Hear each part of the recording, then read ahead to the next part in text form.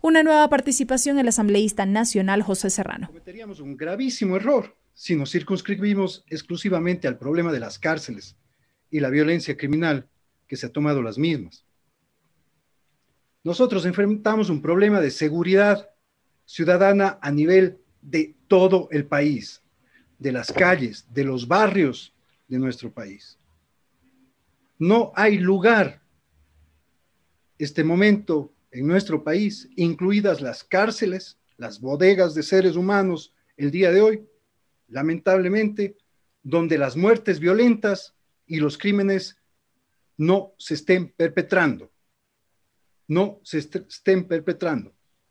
Entonces, reducir y aislar el problema a lo que sucede en las cárceles es simplemente invisibilizar una realidad que estamos viviendo con una indolencia generalizada de un gobierno que no ha dado respuestas eficaces a la emergencia sanitaria en la pandemia, o más bien dicho, ha dado respuestas a esa emergencia de manera privilegiada y de manera específica, vacunando a la madre, a los familiares y a otros ciudadanos que también estamos exigiendo que se muestre el listado y que se lo haga público, que se transparente qué es lo que está sucediendo ahí.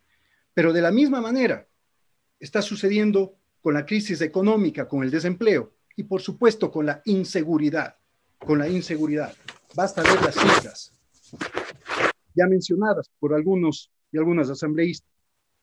Nuevamente cerramos el año 2020 superando las 1.000 muertes violentas por año por homicidios y asesinatos. 1.365 muertes violentas específicamente. Habíamos llegado en el año 2016 a tener menos de 1.000 muertes violentas, 963. Pero lo más importante de esto, en la tasa de homicidios y asesinatos, en el año 2017 habíamos llegado ya a una tasa de 5.6 casos por 100.000 habitantes en muertes violentas. Y en el año 2020 esta tasa se encuentra ya en 7.7 casos por 100.000 habitantes. Esto refleja lo que está sucediendo en el país, un incremento realmente desproporcionado de la violencia criminal en el país por un gobierno que destruyó las estructuras y los sistemas de rehabilitación social y las políticas públicas fueron echadas a la basura en rehabilitación social y de la misma manera ha sucedido en el tema de seguridad ciudadana. Cerrado, clausurado el Ministerio de Justicia, Derechos Humanos y Cultos, encargado de la rectoría de esta política de rehabilitación social.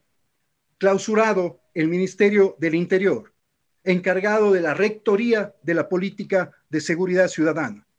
¿Por qué es importante señalar este diagnóstico histórico? Porque obviamente ahí están las falencias, porque ha sido este gobierno, con el presidente Moreno a la cabeza y sus ministros y ministra, quienes han destruido toda la estructura que había en seguridad ciudadana. Han reducido el presupuesto considerablemente del sistema de rehabilitación social, como se ha señalado acá. Pero incluso ahí comete algunos errores el director del servicio, o por lo menos la presentación del director del sistema de rehabilitación social no es la correcta, porque hay que transparentar las cifras. ¿Cuántos de esos recursos son para gasto corriente y cuántos son para inversión? Y de la misma manera para el Ministerio de Gobierno, con la Policía Nacional. Porque cuidado, presidente y colegas asambleístas, aquí vamos a tener dos grupos de damnificados y de víctimas. Por un lado, los familiares de los privados de libertad asesinados y los ciudadanos que están en las calles y en los barrios de nuestro país. Y por otro lado, nuestros policías que han cumplido con su trabajo, pero a quienes obviamente se les ha retirado el presupuesto para combustible, a quienes se les ha retirado, no se les ha dado las municiones necesarias para enfrentar al ámpara y al crimen organizado, a quienes les dan por goteo, contando las municiones, a muchos policías que no tienen armas de fuego, muchos policías que no tienen chalecos antibalas. Entonces, si nuestros policías están desprotegidos frente a su obligación constitucional por una irresponsabilidad e indolencia de este gobierno, ¿qué vamos a esperar de los ciudadanos y de las ciudadanas como tal? Pero debemos establecer temas que son fundamentales aquí. ¿Qué determinó la desaparición del Ministerio de Justicia? Determinó, por ejemplo, en el propio gobierno de Lenín Moreno, en el año 2018, que se derogue el modelo de gestión penitenciaria y con ello todos los procesos de educación, formación laboral, etcétera. Y al mismo tiempo derogaron el reglamento del Sistema Nacional de Rehabilitación Social, entre otros instrumentos que eran fundamentales para la rehabilitación social. Entonces, no solamente estamos hablando de una situación aislada que se presenta el día de hoy, presidente, colegas asambleístas, y que ha sido lamentablemente expuesta a los ecuatorianos y a las ecuatorianas y al mundo.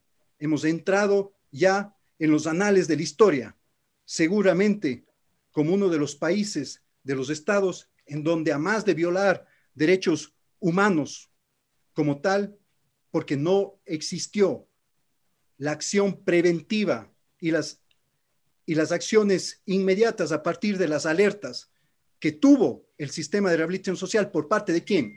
Por parte de los organismos técnicos de la Policía Nacional, que vuelvo a reiterar aquí mi denuncia, señor presidente, colegas asambleístas, durante más de 40 oportunidades, y me equivoqué en lo que había señalado la semana pasada, no eran 43 alertas, fueron 41 alertas que se dieron. No, las autoridades políticas de este país no las tomaron en cuenta y no hicieron absolutamente nada, no solo para las masacres de las cárceles, sino las masacres que se están dando todos los días con los homicidios y asesinatos que por sicariato se están dando en el sur de Guayaquil, que se están dando en Manta, que se están dando en Esmeraldas, que se están dando en la provincia de Los Ríos. Existen 2 alertas en el mes de diciembre del 2020 dadas por el sistema de inteligencia de la Policía Nacional sobre la situación del sistema penitenciario. Existen 12 alertas más dadas en el mes de enero, 12 alertas más dadas en el mes de enero del 2021. Existen 1, 2, 3, 4, 5, 6, 7 alertas más dadas en febrero del 2021. Existen 14 alertas sobre enfrentamientos. Existen más de 2 informes que se dieron sobre la situación específica de eventuales traslados que debían darse. Y por supuesto, más de 3 documentos también sobre ya las estructuras mismas que se podían dar de violencia en los centros de rehabilitación social. Entonces, ¿qué tenemos que hacer aquí? Decir que nadie es responsable, que el responsable es la historia. Entonces, ¿qué tenemos que decir aquí? Que los consumidores de narcóticos y de drogas son los responsables. Nuevamente criminalizando el consumo, nuevamente tratando de sacar el dedo de la llaga donde debe estar y donde debemos señalar para que los ecuatorianos y las ecuatorianas miremos a otro lado y aquí no pase nada. Y el estado de terror y el estado de pánico en el que estamos sometidos, al que estamos sometidos absolutamente todos y todas, este estado de amenaza al cual lo tenemos que enfrentar institucionalmente, pero sobre todo con decisión política. Así hay que enfrentar a los criminales, así hay que enfrentar a los funcionarios que no están actuando en el marco de la ley y de sus responsabilidades, con decisión política, porque esa es la única forma en la que podemos sacar a la sociedad en su conjunto de ese estado de amenaza, de ese estado de pánico. Esa es la verdadera responsabilidad a la que debemos someternos acá, señor presidente, colegas asambleístas. Por eso, las grandes preguntas que debemos hacernos a partir de todas estas alertas que se han presentado, de estas prelibertades, señor presidente, colegas asambleístas, que tienen que investigarse a fondo, las prelibertades de más de 100 delincuentes peligrosos que, a pesar de haber sido sentenciados a más de 20 años de cárcel, terminaron saliendo a menos de cumplimiento de 4 o 5 años de sus penas y de sus condenas. Y no solamente por acción de los jueces penitenciarios, porque los jueces penitenciarios requieren de un informe del sistema de rehabilitación social, es decir, de funcionarios del actual gobierno. Algunas preguntas y fundamentales para los comparecientes. ¿Por qué no se puso o cuántas veces se trató en el Consejo de Seguridad, cuántos COSEPes, más bien dicho, se convocaron para poner en conocimiento de todas las instancias del Estado, no solamente del Ejecutivo, de todas las instancias del Estado? ¿Cuántos COSEPes se convocaron desde diciembre del año 2020 hasta antes del 23 de febrero para dar a conocer la situación grave, gravísima que estaba teniendo la seguridad ciudadana en los barrios y calles de nuestro país por la arremetida del narcotráfico y del microtráfico y de la toma de los centros de rehabilitación social por parte de los delincuentes, por parte de las bandas criminales y obviamente de los delincuentes que estaban dirigiendo esas bandas criminales? Es fundamental saber cuántas veces el COSEPE fue convocado para esto y con este efecto de emergencia y de urgencia. ¿Cuántas veces? ¿Cuántas? ¿Por qué no se hizo nada con las alertas presentadas por el sistema de inteligencia policial? ¿Por qué no se tomaron las medidas preventivas inmediatas con planes de contingencia para evitar efectivamente esa masacre y que a los ecuatorianos y a las ecuatorianas nos pongan en este estado de pánico y en este estado de miedo? Pero vamos a tener que seguir investigando, señor presidente. Aquí hay funcionarios responsables. Aquí hay funcionarios que tienen que asumir esa responsabilidad, desde el propio presidente de la República, pasando por sus ministros. Y esa es la obligación cuando se está en esas funciones y en esos cargos. No vamos a culpar aquí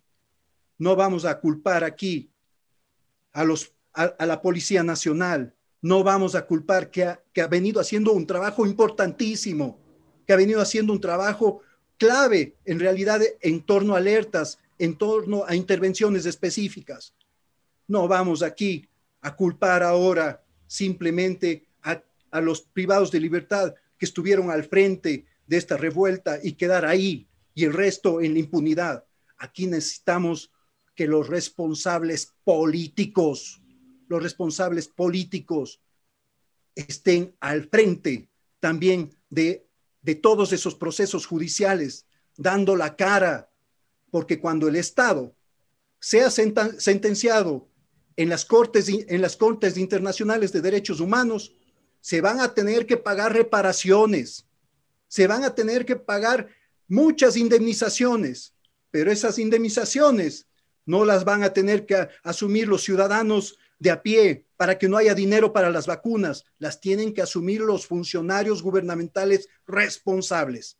Y eso es lo que queremos saber y conocer y seguiremos investigando aquí, señor presidente, colegas asambleístas. Muchas gracias. Concluyó la intervención de la